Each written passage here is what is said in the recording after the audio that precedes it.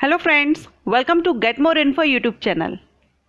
आज के इस वीडियो में हम सीटेट एग्जामिनेशन के बारे में बात करेंगे। सीटेट क्या है, इससे रिलेटेड सारे इंपॉर्टेंट पॉइंट्स हम इस वीडियो में कवर करेंगे। अगर आप टीचर बनना चाहते हैं, टीचिंग लाइन में जाना चाहते हो, तो सीटेट के बारे में आपको फुल इंफॉर्मेशन होना जरूरी है। सीटेट के लिए एलिजिबिलिटी क्राइटेरिया क्या है, फीस क्या रहती है, selection process, exam pattern, qualifying marks, validity and attempts कितने हैं, कितने बार ये टेस्ट आप दे सकते हैं। So CTET means central teacher eligibility test. ये क्या है, इसके बारे में सारे पॉइंट्स हम क्लियर करेंगे। सो वीडियो को एंड तक देखिएगा, स्किप मत कीजिएगा। सीटेट से रिलेटेड सारे पॉइंट्स आपके इस वीडियो में क्लियर होंगे। फिर भी अगर आपके मन में कोई डाउट रहता है, कोई क्वेश्चन रहता है, तो आप कमेंट कर सकते हैं। चलिए स्टार्ट करते हैं। सीटेट का फुल फॉर्म होता है central teacher eligibility test and central teacher eligibility test या सीटेट को हिंदी में कहते हैं केंद्रीय शिक्षक पात्रता परीक्षा। अब ये जो एग्ज़ाम है या टेस्ट है, ये कंडक्ट कौन कराता है? तो ये एग्ज़ाम या टेस्ट कंडक्ट कराया जाता है सीबीएसई के द्वारा, central board of secondary education के द्वारा सीटेट टेस्ट कंडक्ट कराया जाता है। ये टेस्ट जो है, ये सेंट्रल लेवल का टीचर एलिजिबिलिटी टेस्ट है।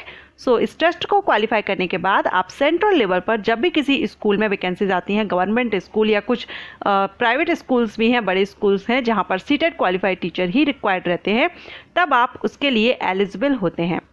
सो अगर आप टीचर बनना चाहते हैं, सरकारी स्कूल में आप टीचर बनना चाहते हैं या किसी बड़े प्राइवेट स्कूल में आप टीचिंग की जॉब करना चाहते हैं, टीचर बनना चाहते हैं, तो आपको सीटेट के बारे में इंफॉर्मेशन होनी चाहिए। इसके अलावा टेट एग्ज़ाम भी होता है, लेकिन टेट स्टेट लेवल पर होता है और सीटेट हुआ सेंट्रल लेवल पर। तो सीटेट करने के बाद आप ऑल इंडिया में कहीं भी वैकेंसीज आती हैं सेंट्रल स्कूल्स के लिए, गवर्नमेंट स्कूल्स के लिए, तब आप अप्लाई कर सकते हैं। किसी भी स्टेट में आप अप्लाई कर सकते हैं। ओके, सो चलिए अब हम इसकी एलिजिबिलिटी क्राइटेरिया देखेंगे।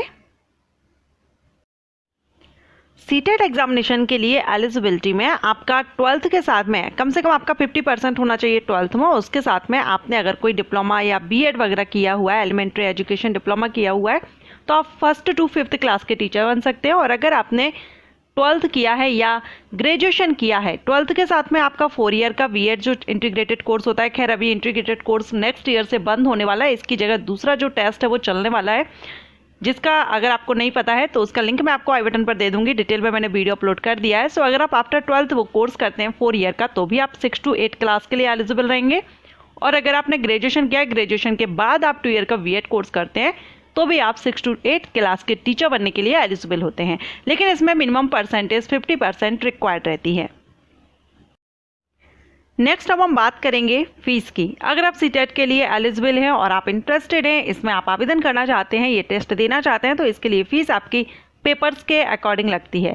First paper and second paper. First paper means अगर आप 1st to 5th क्लास के टीचर बनना चाहते हैं तो आपको ओनली फर्स्ट पेपर देना होता है।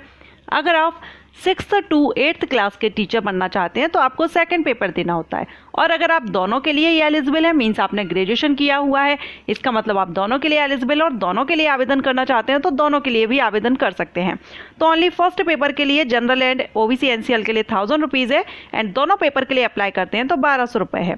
SC/ST कैंडिडेट के लिए 500 है एक पेपर के लिए, और दोनों के लिए है 600 रुपये एप्लीकेशन फीस।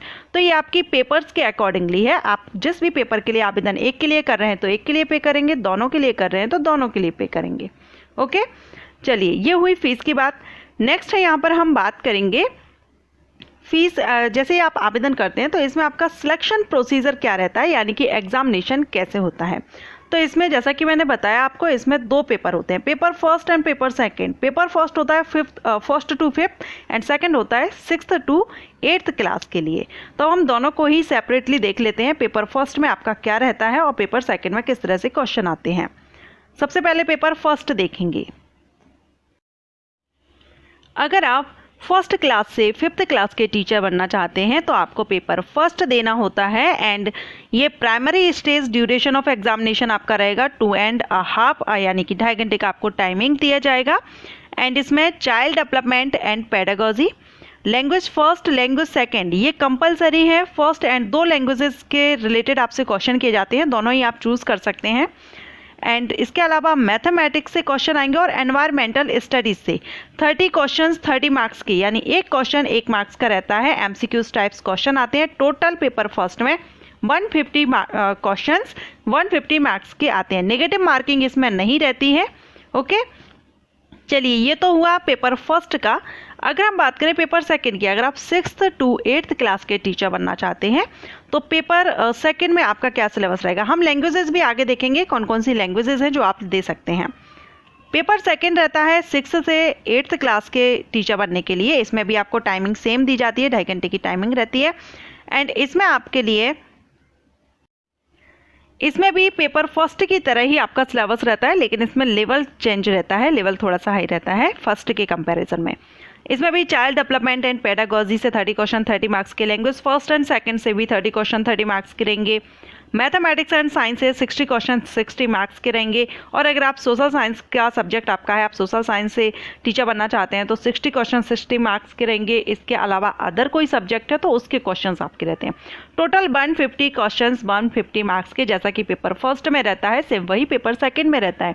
MCQs टाइप्स रहते हैं दोनों ही। ओके, अब चलिए हम इसमें लैंग्वेजेस देखते हैं, क्योंकि फर्स्ट पेपर में भी लैंग्वेजेस हैं, सेकंड में भी लैंग्वेजेस हैं, तो इसमें कौन कौन सी लैंग्वेजेस हैं जो आप चूज़ कर सकते हैं। तो यहाँ पर जो लैंग्वेजेस दी गई हैं, जो आपको फर्स्ट लैंग्वेज और सेकंड लैंग्वेज दोनों ही डिफरेंट रखनी होती हैं, सेम नहीं रखेंगे। तो यहाँ पर जो लैंग्वेजेस दी गई हैं, जो भी आपका मीडियम है, एक तो आप वो चूज़ कर सकते हैं, और इसके अलावा अदर जो आप जिसमें भी अपना सूटेबल रहे, आप इंग्लिश चूज़ कर सकते हैं, या यहाँ पर जो 20 लैंग्वेजेस दी गई हैं इनमें से कोई भी आप एक चूज़ कर सकते हैं। ये तो हुई लैंग्वेज की बात जो एग्जाम में आपके आता है, जिनसे रिलेटेड क्वेश्चंस आएंगे लैंग्वेज फर्स्ट और लैंग्वेज सेकंड। लेकिन अगर हम बात करें कि हमको जो पेपर हमारे हो रहे हैं वो किस लैंग्वेज में हम दे सकते हैं, तो वो आप हिंदी और इंग्लिश दोनों में से जो भी आपका मीडियम है उसमें आप ये एग्ज़ाम दे सकते हैं। इसके बाद अब हम बात करेंगे क्वालिफाइंग मार्क्स की।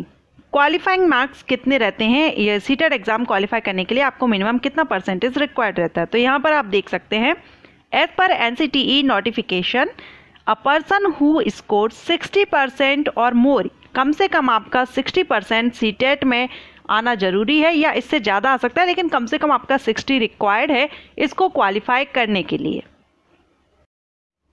और अगर बात करें वैलिडिटी एंड अटेम्प्ट्स की, तो इसमें कोई भी वैलिडिटी पीरियड नहीं है, आपके ये लाइफ टाइम है। आप यहाँ पर देख सकते हैं, the validity period for CTET qualifying certificate for appointment will be for life time for all categories.